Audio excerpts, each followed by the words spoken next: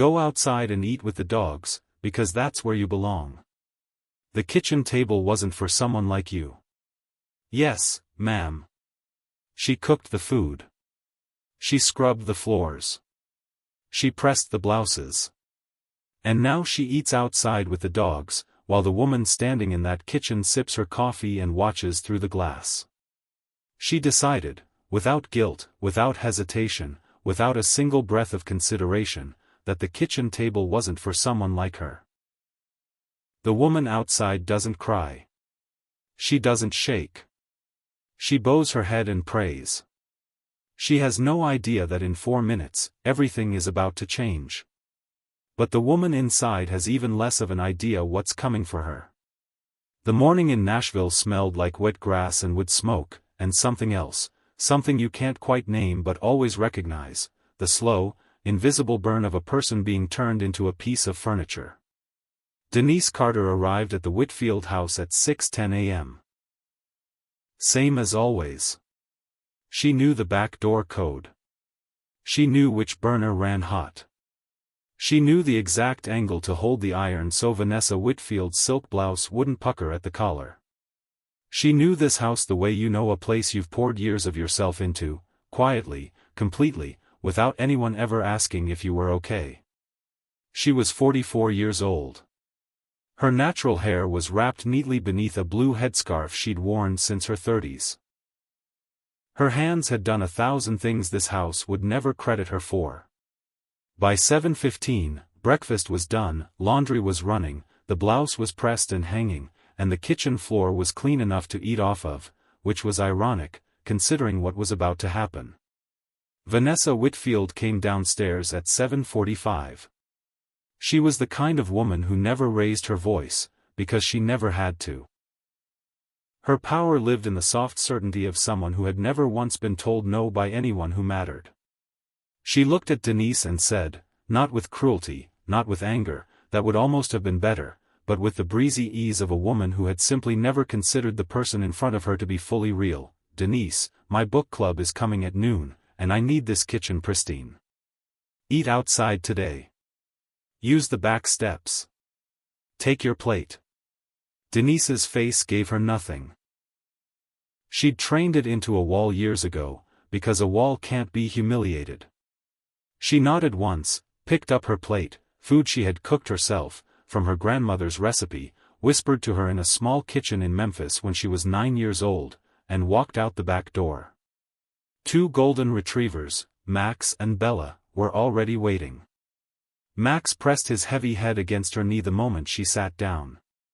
She broke off a piece of biscuit and gave it to him. Then she closed her eyes and prayed, not for revenge, not for rescue, just for the patience to keep being herself when the world kept trying to make her into something smaller. She didn't know rescue was already on the highway. Here's what Vanessa Whitfield never bothered to find out: people see a uniform, and they stop looking. They fill in the rest with whatever makes them comfortable. It's lazy. It's human. And sometimes it is catastrophically wrong.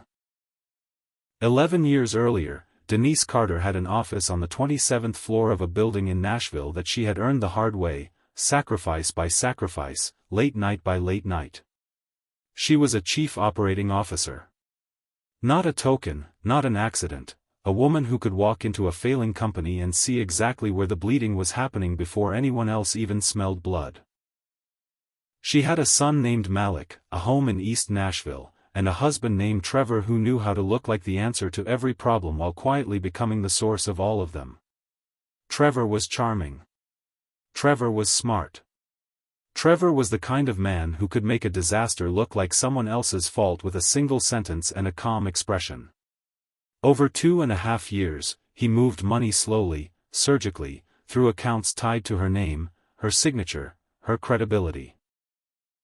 When the federal investigators arrived, they arrived with her name on every page. She fought for 16 months. She lost anyway. 7 months in a federal correctional facility she had no business entering. The judge called it negligence. Her attorney called it a miscarriage of justice. Denise never said what she called it. When she came home, Malik was 20 and barely holding himself together with straight A's and a fury he never let her see, but she could always feel. The house was gone. The accounts were empty. Her career had an invisible mark on it that everyone read and no one admitted to seeing. So you take the work that's available. But Denise had not stopped. Every night, after Vanessa's dishes were done, the counters wiped, and the house gone silent, she opened her laptop, a cracked old machine held together with a rubber band and sheer refusal to quit, and she rebuilt, slowly, precisely, without anyone watching. She had one person left who still believed in what she was capable of, Marcus Reed, a tech strategist out of Atlanta who had watched her operate at her absolute peak and never forgot what he saw. Across 2 years of stolen hours and late-night calls, they built a logistics technology company called Forward Path. Real software, real clients, real patents. And 5 weeks ago, a real offer. She heard it before she saw it. A sound like controlled authority, low and smooth and completely unbothered, the kind of engine that doesn't apologize for existing. Max's ears went stiff. Bella walked to the fence and stood there, tail moving slow like a flag. Denise looked up from her plate. A black SUV rolled through the Whitfield Properties front gate the way inevitability arrives, not fast, just certain. Through the kitchen window, she could see Vanessa appearing at the front door, straightening her posture, adjusting her face into the expression she kept for people who mattered. She thought it was the book club arriving early. The SUV stopped. The door opened. Malik Carter stepped out, 23 years old, 6 feet even, wearing a fitted charcoal blazer over a white shirt, hair shaped clean, carrying himself like someone who had been planning this moment and dressed for it specifically. He was not here for pleasantries. He was here for one reason, his mother. The little boy who used to sit on the kitchen counter and watch her cook. The teenager who drove 4 hours every single month to visit her at that facility without missing once. The young man who had taken every ounce of his pain and turned it into something she could be proud of. He was standing in this driveway. He walked around to the passenger side and opened the door for the man who stepped out next. Marcus Reed, 58 years old, gray at the temples, navy suit, a watch that caught the Tennessee light and held it without trying. He looked at Vanessa Whitfield, calm, completely unbothered, the way a man looks at something he has already assessed and moved on from, and said, "Good morning. We're here to see Denise Carter. I believe she works here." That sentence landed in the driveway like a stone in still water. Vanessa blinked. Her smile flickered the way a light flickers right before a circuit fails. "You mean," she started, "the housekeeper?" Malik looked at her. 2 words, clean and final, like a door closing on everything that came before it, "My mother." Denise heard her son's voice and stood slowly, not from weakness, from intention. She stood the way she did everything now, with the hard-earned certainty that she would never again rush herself for anyone else's comfort. She smoothed her apron, set her plate on the step, and looked at Max and Bella one last time. They looked back at her with those warm, uncomplicated eyes, the only creatures on this property who had ever seen her as she actually was. She walked around the side of the house. When Malik saw her, something moved across his face, not surprise, not relief. It was the look of a son who had driven 6 hours for one specific reason, and the reason was standing right in front of him. Marcus stepped forward. "Denise." His voice was steady. "The acquisition closed at 9 this morning. Final number came in at 88 million. Your 32% stake is clean, liquid, and transfers in 72 hours. He paused. "It's done. $28,160,000, in a driveway in Tennessee, on a Wednesday morning, while the woman who built it was standing in an apron she didn't have to wear anymore." Vanessa Whitfield, whose family money came from land and inheritance and the particular ease of people who had never once needed to be extraordinary, made a sound, not quite a word, not quite a breath, something in between. Something she had never made before and had no name for. Denise looked at Marcus. She looked at her son. And then, this is the part people would talk about for years, she looked at Vanessa. Not with triumph, not with cruelty, but with something far more devastating than either: recognition, closure, peace. She looked at her the way you look at a chapter of your life you are finally, completely, mercifully finished reading. Denise reached behind her back and untied her apron, folded it once. "I'll need to give 2 weeks' notice," she said. A breath. "Actually, I won't." She placed the apron on the hood of the SUV, which seemed like exactly the right place for it. She walked to her son.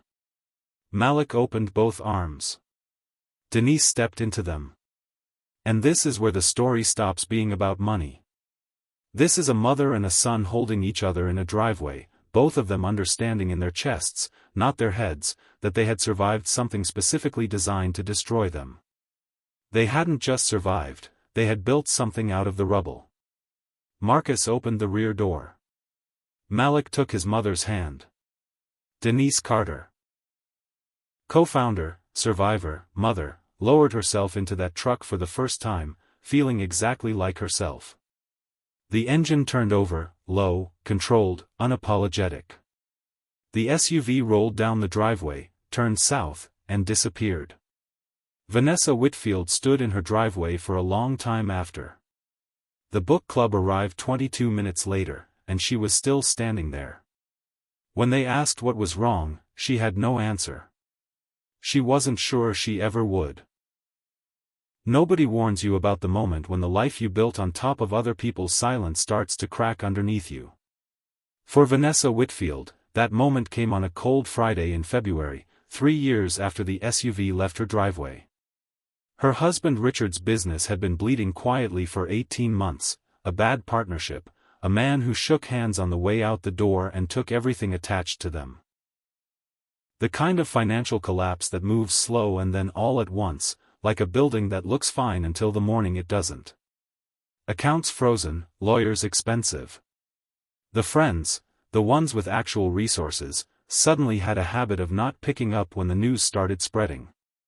Vanessa sat at the kitchen table she had once refused to share with her housekeeper and stared at her phone like it was something she didn't know how to use anymore. She scrolled for a long time. Then she stopped on a name, Denise Carter. She almost put the phone down. She picked it back up. She almost put it down again, 3 more times. On the 5th try, she pressed call. It rang twice.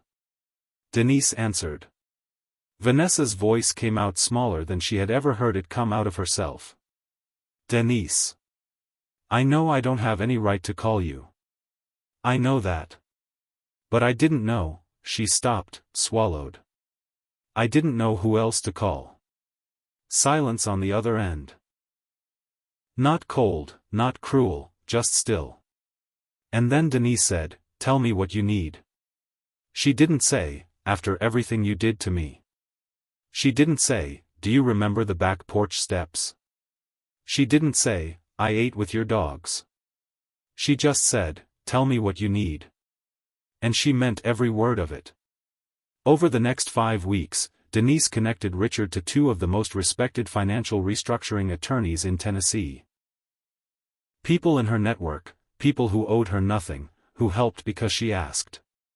She made calls that quietly redirected a deal that would have finished them completely. She never sent a bill.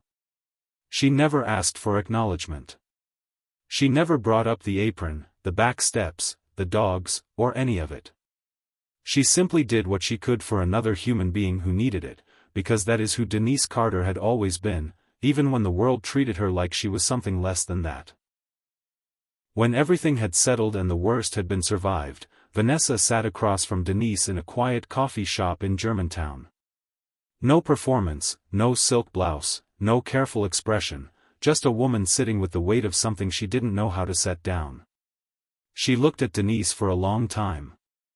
Then she asked quietly, almost like she was afraid of the answer, "How were you so decent to me after everything?" After the back steps and the dogs and the way I spoke to you. How did you not just let us fall? Denise wrapped both hands around her cup. She let the question breathe. Then she said, because I spent a long time being someone the world had decided didn't deserve a seat at the table. I know what it feels like to need help and have nobody come. I decided a long time ago I wasn't going to be that to somebody else, not even someone who had been exactly that to me. She looked at Vanessa, steady, clear. What you did was wrong, Vanessa. I'm not going to tell you it wasn't. You looked at me and saw less than I was. That hurt. It still does. But I don't get to decide your worth the way you decided mine. That's not a grace I'm giving you, that's a standard I'm holding for myself. A pause. I helped you because helping you was the right thing to do. Not because you deserved it. Because I did. Vanessa didn't say anything for a long time. When she finally looked up, her eyes were full. Not just with gratitude, but with something harder than that, something more permanent. The kind of reckoning that doesn't come from punishment. The kind that only comes from being forgiven when you already know you shouldn't be. Denise Carter lost everything, her career, her home, her freedom. She ate on a back porch step with 2 golden retrievers while a woman who benefited from her work every single day couldn't find the basic decency to offer her a seat at a table she had cleaned with her own hands. And when that same woman came back broken, Denise showed up, not because Vanessa earned it, not because anyone was watching, but because Denise had decided somewhere in the quiet of those back steps that her character was not going to be written by how other people treated her. That is not weakness. That is the most powerful thing a person can choose to be.